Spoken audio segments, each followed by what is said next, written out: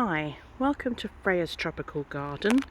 I wanted to start this video now, although my garden is definitely not looking its best in winter, because I do things a little bit differently in my garden from what you might see on other videos. And I just wanted to give you some ideas of how I overwinter things.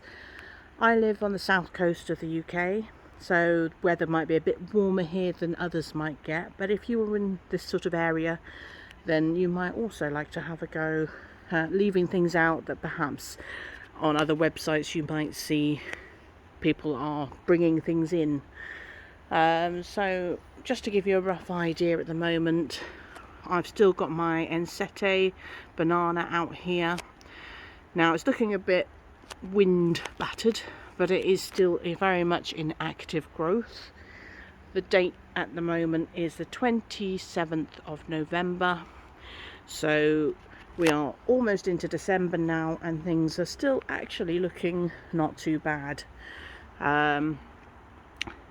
We have the Musa Basjus looking a bit wind battered as well, but if I bring you into the garden a little bit more, you can see that some of the smaller ones that I've got, there's a Musa Basju and an Ensete over here that are still very much looking healthy and strong and in active growth. Around here we have a Musella banana. I have Musa Sycamensis here, which has a lovely striped leaf when it's looking a bit more summery. And here we have a colocasia called Jack's Giant. So coming over here we have our Persian shield plant, which is still looking good. I'll leave this out all winter, but I don't expect it to survive. What I've done instead is I've taken a lot of cuttings from it which are rooted, and I'll be using those next year rather than trying to dig up and save the whole plant, as I didn't have a lot of success doing that last year. Here we have the arum lily, which is still flowering, and I'm just going to take you around to have a look. This is another type of Ensete called a snow banana, but it's very small, so I have just given it a little bit of fleece around the bottom for now, just to protect it during those colder nights. And I am experimenting by leaving an Alocasia out in the corner here, because I've got plenty more of them, and so I've just wrapped the bottom of that up with some fleece as well. And you can see that even though we're nearly in December, it's still looking very strong and healthy. It's a little bit difficult to get through the paths at the moment. Everything gets a bit overgrown by this time of year. You can see a few holes in the garden where we have dug things up that we brought indoors. And here we can see another Ensete banana, which is still looking good and strong.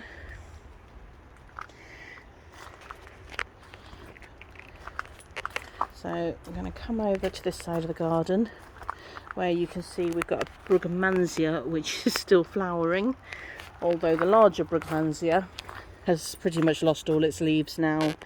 We will leave the Brugmansias out for the winter.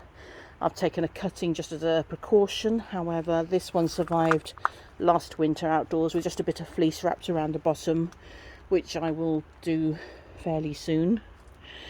And also I'm leaving the Irisine out for the winter, because I've taken a lot of cuttings of that.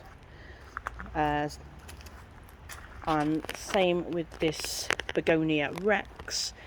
Now normally I bring the Begonia Rex in around October because it's deemed a houseplant, so I'm actually surprised how long this is still looking good for.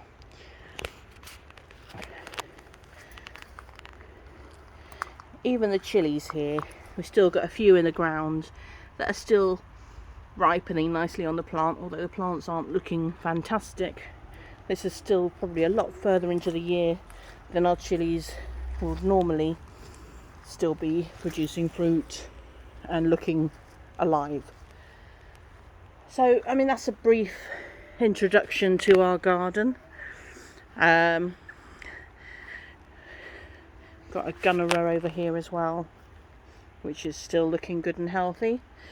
That's just to give people an idea of how things actually still look when it's nearly December.